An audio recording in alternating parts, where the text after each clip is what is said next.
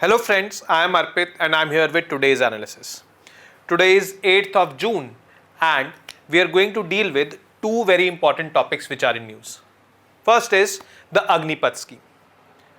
Some members of the ruling coalition, let me correct myself, that is NDA, has said that the government needs to review this particular scheme. However, this is not a precondition for them to support the government, but yes, they said that the flaws should be looked into. Now, this particular scheme was launched by the government in 2022, which aims at temporary employment for 4 years of the people in the armed forces of the country, that is Indian Army, Air Force and Navy. 25% of the recruited people will be retained back and 75% will be laid off, with a handsome amount of around 11 to 12 lakh rupees in their bank account after 4 years. So this temporary nature became the core of controversy with respect to this scheme. Earlier this was not there. The second is RBI keeps repo rate unchanged. So RBI nowadays every 2 months reviews the monetary policy of the country, and there is this monetary policy committee which has been formed in the RBI to review this situation. The RBI this time has kept the repo rates unchanged, and this is the 8th such time where, on the trot where the repo rates are unchanged. The RBI has also increased the growth forecast of India from earlier 7% to 7.2% for FY25, that is 2024-25. There are 6 members in the MPC. However, 4 members were in favor of keeping the repo rates unchanged. 2 members were in favor of decreasing the repo rates by 25 basis points. So this happened this time, and let's see this particular scheme, the Agnipath scheme. The new government should review the Agnipath scheme, says Janata Dal United. So this is the party of Mr. Nitish Kumar. Now, LJP Ramvilas chief Chirag Paswan also says that it should be looked into at the appropriate time. NDA meeting today, in this NDA meeting yesterday, all these things were talked about. Now, this is a scheme which was introduced for temporary employment of persons in the armed forces, and that too up to a certain rank. If you feel that all ranks, like earlier there was this exam of NDA, CDS, now it is not going to happen because Agnipath scheme is there. No, you will be mistaken. Basically, the Jawan level, up to the Jawan level rank, recruitments are done by this Agnipath scheme, and the NDA exam as it is there. Once you clear that NDA exam, you will be deployed as lieutenant. NDA exam is after 12th, you do it, you give it, and you have that course of 3 years where your graduation also happens and you become a lieutenant, and when you get inducted into the army, you get inducted as a lieutenant, and that is permanent employment. So that remains intact. Agnipath scheme has not fiddled with that, but the ranks below lieutenant, there has been the applicability of the Agnipath scheme. And why it has become so controversial? Because of this particular issue, temporary employment. Jawans will be employed for 4 years. Out of those Jawans, 25% will be retained for permanent employment and the 75% will be laid off. The government had this argument that this is going to reduce the pension burden on the government, because these army personnel who are serving in the army personnel, they are covered under the old pension system. So whatever their last drawn salary is, half of that is given as pension to these people for lifelong.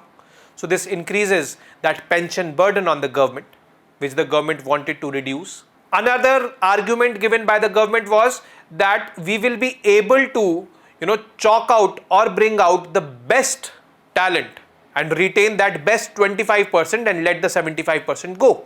Because once you get inducted into the army, there your performance talks about a lot of things, whether you are an efficient soldier or not.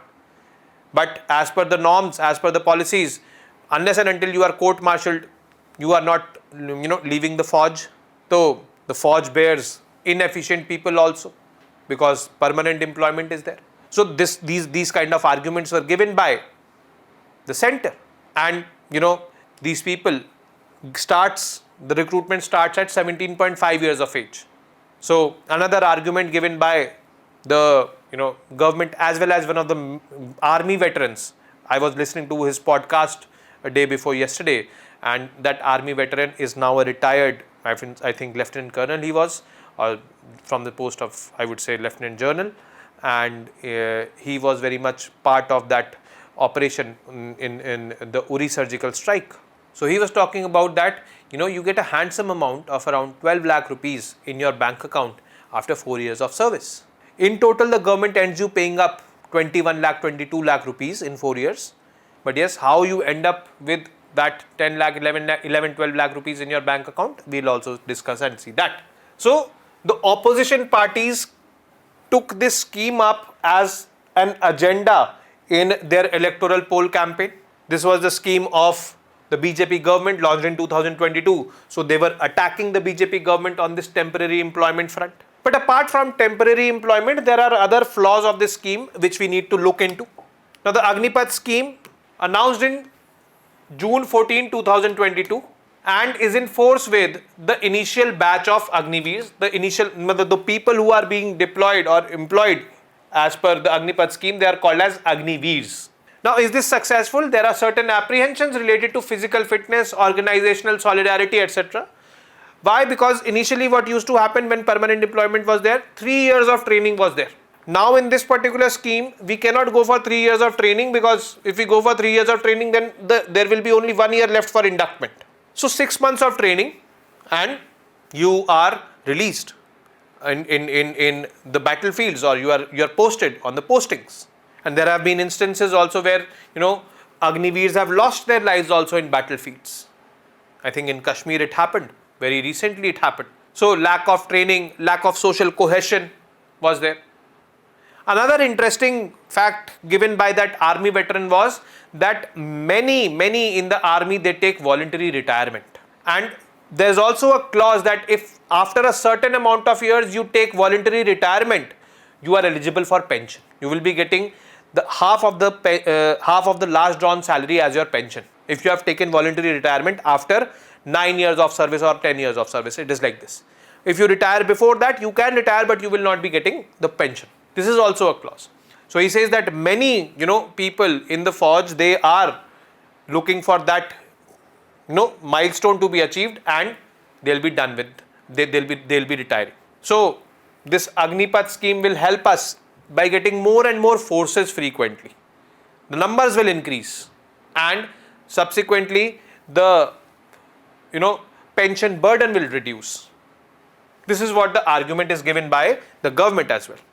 So there are certain factors like physical fitness, organizational solidarity, whether that person will have or not, and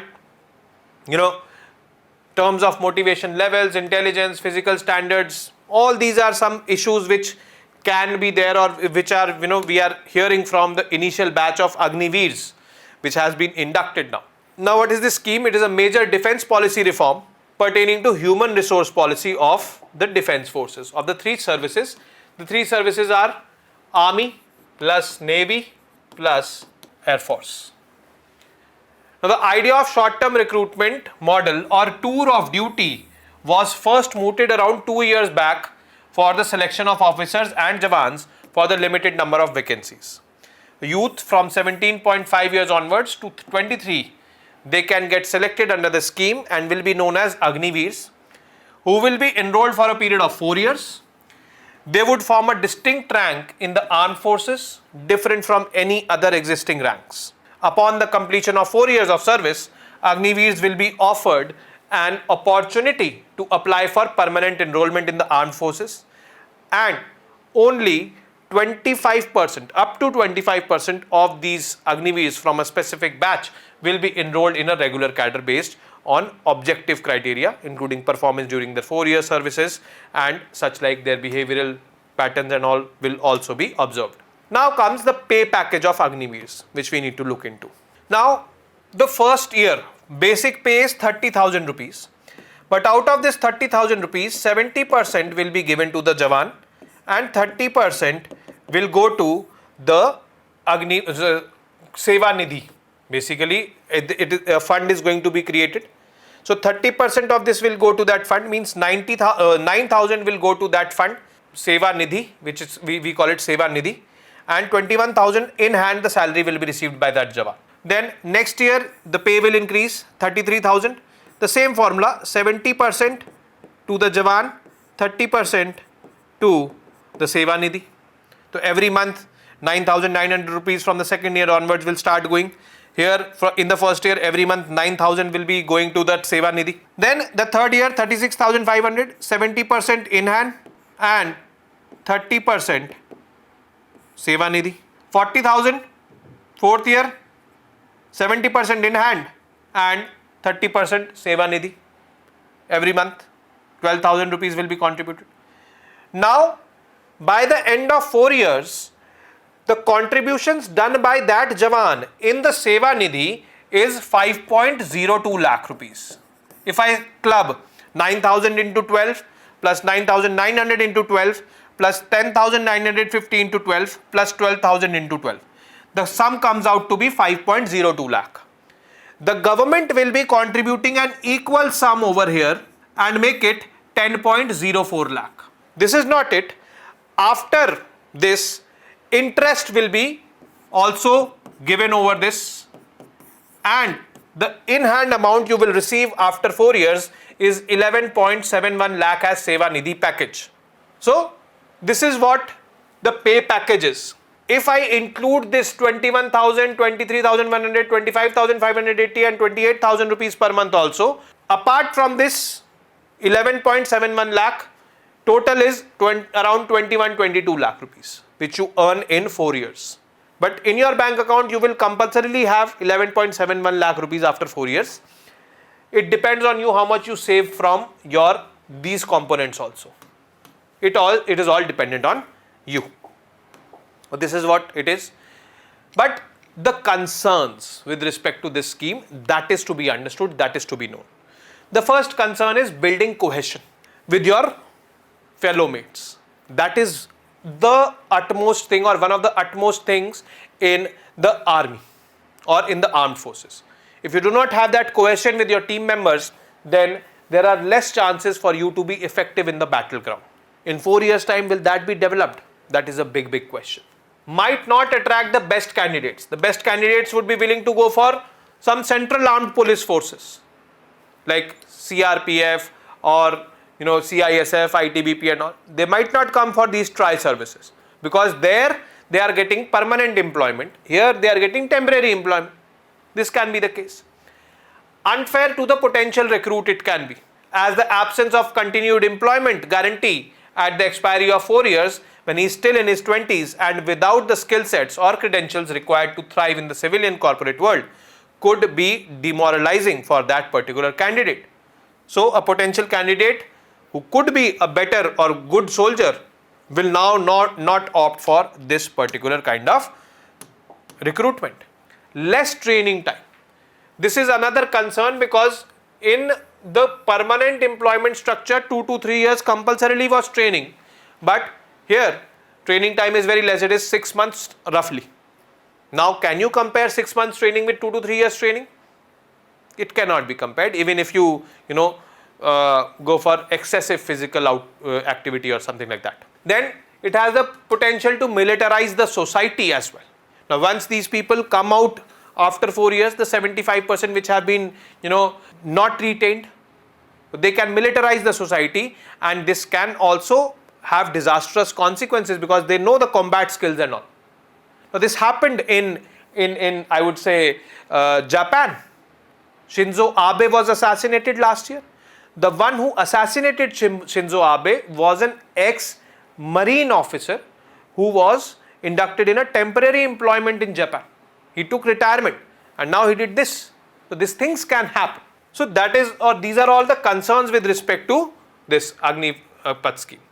Now the global practices in this context, Russian military is following it, a hybrid format combining a traditional cadre and reserve conscript system. So we are also doing this. Israel, period of active duty conscript is 32 months for men and 24 months for female. It is compulsory over there. Means if you are a male, you have to serve the military for 32 months. Female has to serve the military for 24 months. Then for French soldiers, there are two types of enlistments. One year contract or 3 to 5 years contract, both renewable they are. So these kind of things are there in other countries and we introduced it in India, which is facing backlashes. So this is how in a democracy, these kind of schemes or these kind of developments can, I would say, backfire. Now the next piece of news is RBI keeps repo rates unchanged. Repo rates are also referred to as policy rates. They are increased in case inflation is there. They are reduced in case of inflation is not there. Because with their increase, the excess amount of money in circulation gets sucked in, reducing the money supply in the economy, thereby reducing the demand generating capacity of the people, thereby reducing inflation. But RBI is cautious in increasing the repo rates, because if it increases the repo rate, that will suck in the extra money in circulation, that will reduce the demand for products, because people will not be having, or people will be having less money in their hands. This will reduce or hamper the economic activity also. So inflation happens due to excess money supply, and due to excess money supply, economic development also happens. So these are two opposing things. If we go for tackling money supply in the economy, this comes down, economic activity comes down, inflation will be tackled, but economic activity also comes down, which is not good for the economy. If we keep the inflation too high, then also economic activity will be suppressed because people's purchasing power reduces. So this kind of things or paradox is there with respect to repo rate. So the decision taken at the MPC's meeting marks the 8th time in a row that policy rates have been put on hold. So this time Monetary Policy Committee of the Reserve Bank of India has kept the policy rates unchanged. Last time we covered it in April starting. So every 2 months the review of monetary policy is done by the Monetary Policy Committee and the rates are decided. Last time also the rates were unchanged, because since the last 8 times the rates are unchanged, this is 8th time in a row that the policy rates have been put on hold, means the repo rate is 6.5% only.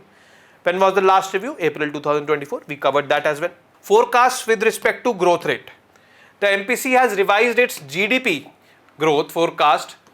Earlier it was 7%, now it is 7.2% for the financial year 2024-25. It has also decided to remain focused on withdrawal of accommodation to ensure that inflation does not accelerate while supporting the growth. Now the target of inflation is 4 plus minus 2%, which simply means 2 to 6%.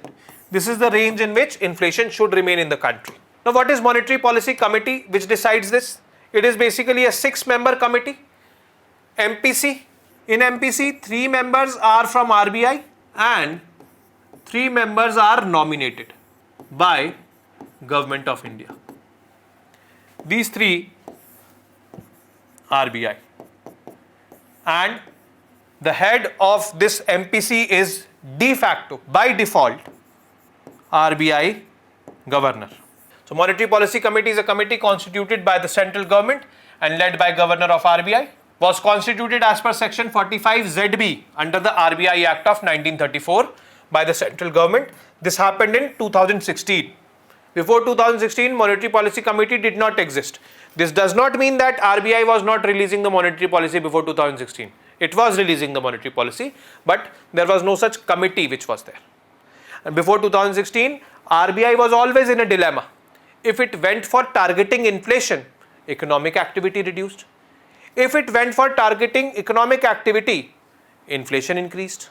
This kind of dilemma was there with RBI before 2016, and in 2016 the government did some amendments in the RBI Act and told the RBI that your job is only to tackle inflation. Economic growth, economic development, leave it to us.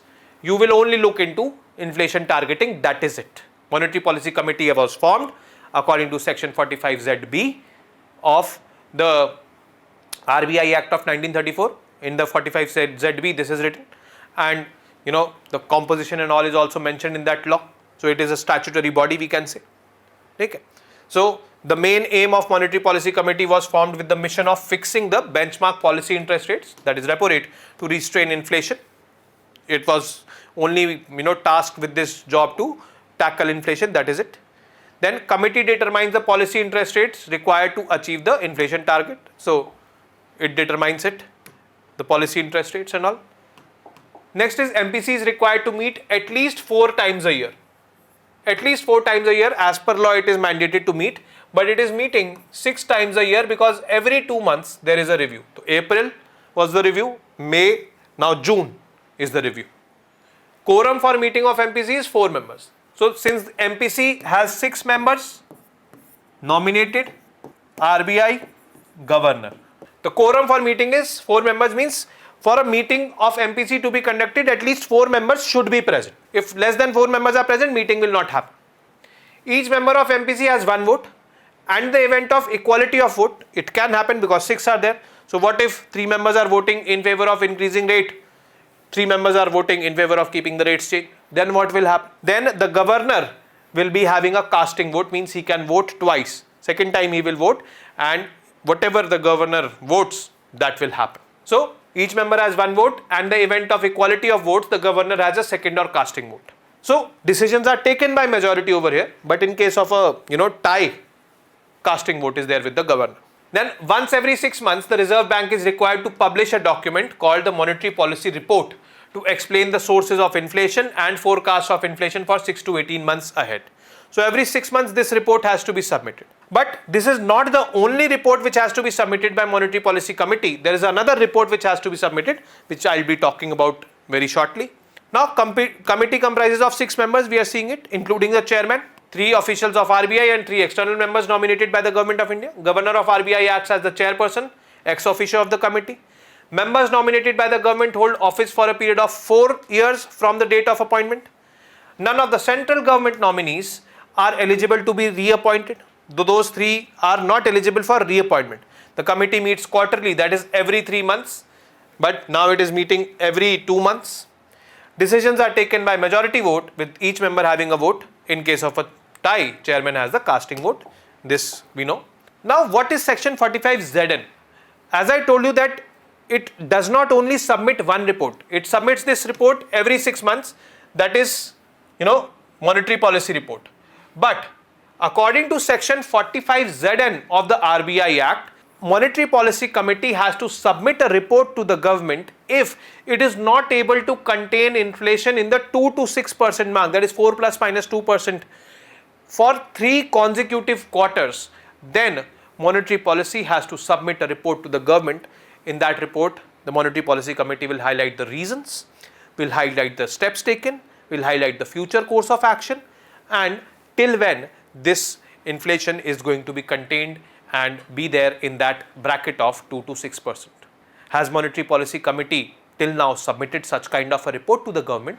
Yes, the Monetary Policy Committee has submitted this report only once to the government, when in 2022, after the advent of Russia-Ukraine war, the inflationary pressures were too high, not only in India but globally, and that was the one and only time when inflation was not maintained in that bracket of 2 to 6%, that is 4 plus minus 2%. It was somewhere around 7 to 7.5% for 3 consecutive quarters. So in November that year, Monetary Policy Committee submitted that kind of report for the very first time to the Government of India, and that is the only instance till now when Monetary Policy Committee has submitted such kind of a report.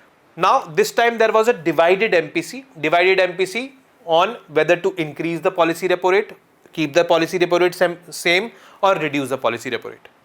So Mr. Das, Shaktikant Das, he is the Governor of RBI, along with MPC members Shashanka Bhide, Rajiv Ranjan and Michael Debabrata Patra, voted to keep the policy repo rates unchanged at 6.5%, whereas Ashima Goel and Jayant R. Verma voted to reduce the policy repo rates by 25 basis points. They were seeing that inflationary pressures are not too high. We can reduce the policy repo rates by 25 basis points, means 0.25%.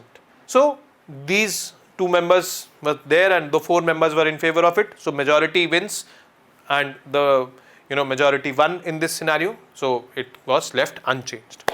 Now to the MCQs. First is, consider the following statements with respect to Agnipath scheme and mark the correct one. Agnipath scheme is a scheme for temporary employment for the all entry level ranks for the armed forces and central armed police forces. Second is, the tenure of temporary employment is 4 years under the scheme. Which among these statements are correct? Which of the following forces can have recruits via the Agnipath scheme?